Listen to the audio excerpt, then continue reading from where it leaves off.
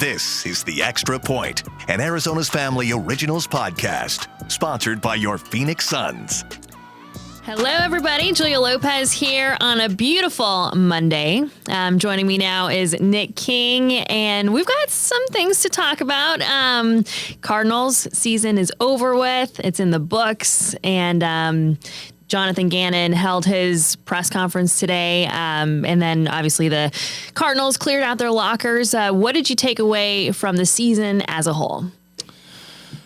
So I'm thinking about today, and we were both out there with guys cleaning out their lockers, and it's the exact same record from a year ago, 4-13.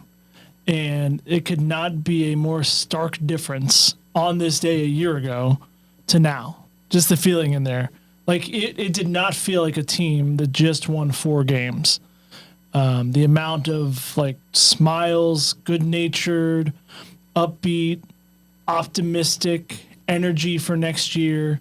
I mean, last year at that time, it was all, do you think your coach is going to be fired? Do you want to be here next year? What's the mood of this team? What happened? Why were you guys so bad? This year was a completely different story. And you heard that too, which we'll get into the day before when you were at the game on Sunday. Yeah.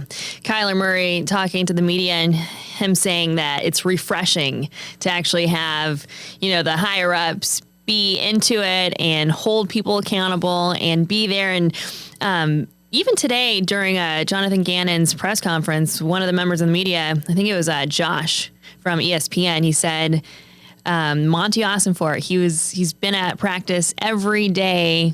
Is that a good thing? Is that a good thing for you guys? And Gannon was like, absolutely. And everybody is all, bought in. And it's so cool to see a GM at practice every day just to see what's going on. And he's into it and just kind of plugging and figuring out what to do for the future. I don't know if Monty Ossenfort is going to be as fired up for every win as he was this year if they become a team that's winning double-digit games. Because that was one of the most fun parts of this season. One of the most memorable parts is when the Cardinals won a game, the way Monty greeted everyone as they ran off the field, and the big hugs and the handshakes. I think, that was against the Dallas Cowboys, though, and that was an amazing win. So I think, obviously there's going to be wins. But he did it in Philly, too. Yeah. See, if that's his thing, I'm all for it for sure. Somebody get a mic on him as well. Yeah. He even did it Kyler's first game back to a lesser extent. I was standing in the tunnel watching that one unfold.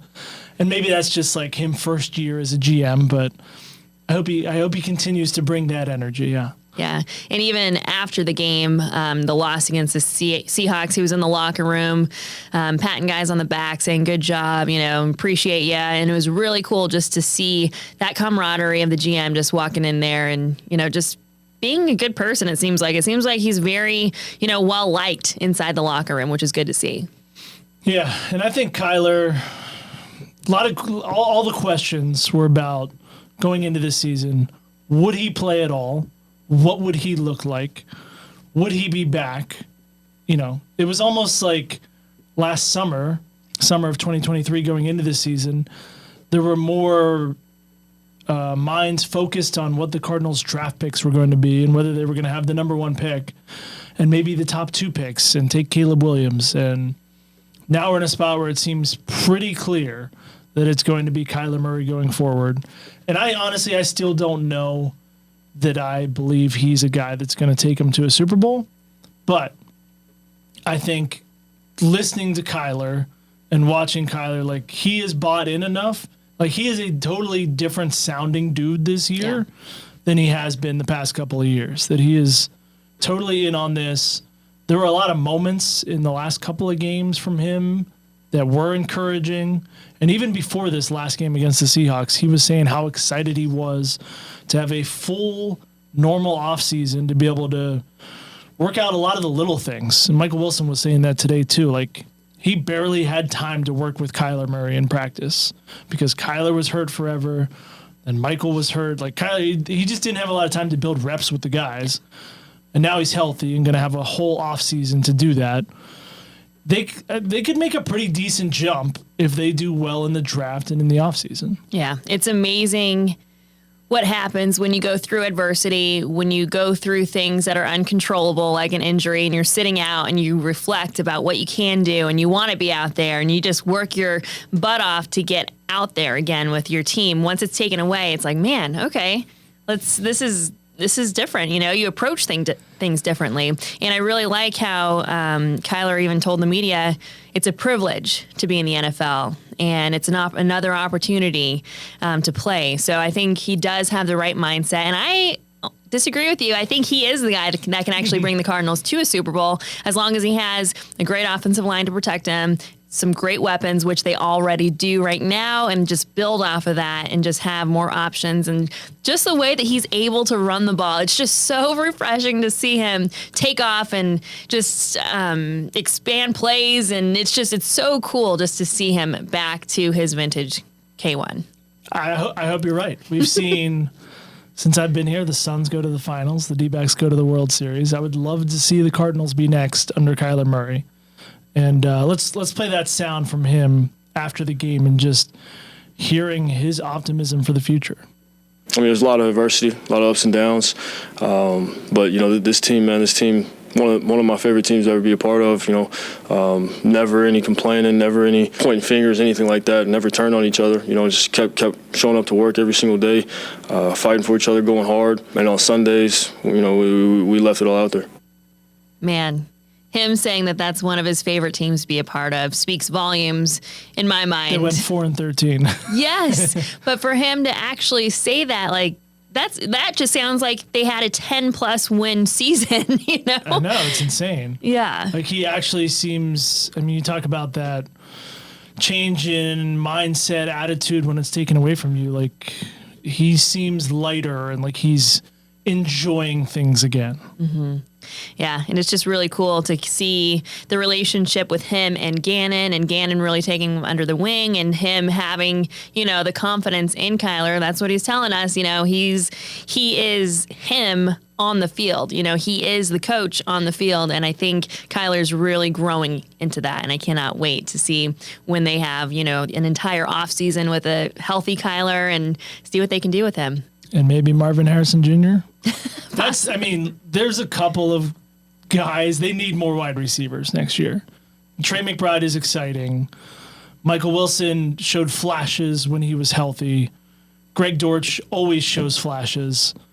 But beyond that, he needs more receiving help. That's the thing. It was still hard to judge him based on the weapons that he had, but it was impressive enough given the lack of weapons, given the shuffling offensive line, what they were able to do the last couple of weeks. And a career season for James Conner, too. That 1,000 rushing yard club is amazing to see. And he didn't even play 4 games, and he passed that. So that was really awesome to see. And as he's getting older, he's just, getting bigger numbers, which is incredible to see. James Conner's awesome. I know, he's one of your faves. Yeah, I love talking to him. Love hearing what he has to say and love watching him run the ball. Yeah. And I think he's one of those key pieces that they have coming back offensively. Defense is another story. That's almost like a total teardown. But well, Jonathan Gannon is a defensive-minded guy, but let's hear from him after the Seahawks loss. It's the guys in the locker room, you know what I mean? And we laid the standard out, and coaches coached it every day, and they took to it. And obviously the record isn't what we want it to be, and then that falls on me. But, the team-first mentality of that entire locker room never wavered, and I feel really good about moving forward. Are you buying into the culture that JG set? Yes, because of hearing the players talk about it. Like, you can tell when dudes are not completely bought into something. But that was one of the things about Kyler, was just week after week since the coaching staff's been there, and especially since he started playing again, you can tell that he is all the way bought in. And that's the thing. If Kyler Murray, if your franchise quarterback's bought in, and there's a whole host of other guys that are too, but starts at the top as far as players go, your franchise quarterback's bought in, I'm bought in. That was enough for me. Yeah, I agree. And during the press conference on Monday, Gannon was asked about the culture being established, and he said, quote, "Price of admission is team and then you." So it's just, What does that mean? team comes first and then you. So like whatever the team needs you to do, you're going to do it to help the team win. So the winning culture is definitely set. It's definitely established, and these guys have bought in. And I want to also talk about how young this team is as well. The average age is 26 years old. So they have so much upside, and that, 1-2 years experience is going to really help them in the future. Let's hope so. I mean, some of that age is because they just didn't have people. They had to bring in a lot of people during the season who were, off the street or off a practice squad from another team. Off the streets. They weren't paying people a lot of money like the veterans, but definitely that experience. There could certainly be something to that. Yeah. Well, anything else you want to add? What do you think? No, it's just it's exciting to be excited about the season next year. Like I was almost dreading the 2023 season because you knew that Kyler Murray wasn't going to play for at least half the year, and it was just like, we know this is not going to be good. Yeah. Now there's whatever expectations there are, it's just going to be like fun to actually talk about football instead of worrying about what pick they're going to have in the draft the following year. Yeah, and we need to tell people that there was a huge difference when Kyler was in the game and when he was not in the game. So the Cardinals offense was ranked 26th in the league when Kyler was not in the game, and when he was in the game, they were ranked 9th. So a top 10 offense when K1 is behind center. Can't wait for next year. Let's go. Yes, and then that was the other thing. the NFL draft. Jonathan Gannon was like, I'm ready to keep this going. Like, I'm so excited right now about where we're at. Again, this 4-13 team. Want to keep working right now. And that's what it felt like for Kyler, too, probably since he only got to play 8 games. But yeah, just that total all-around level of excitement for the future. Yep. You have to listen to it. You have to buy into it. Oh, cannot wait. And I cannot wait to see what Monty Austin Fort cooks up with those 11, 13 picks, 6 in the first 3 rounds, and the number 4 overall pick. All right, Nick, thank you so much. And we are going to end it there. Peace. This is The Extra Point, an Arizona's Family Originals podcast, sponsored by your Phoenix Suns.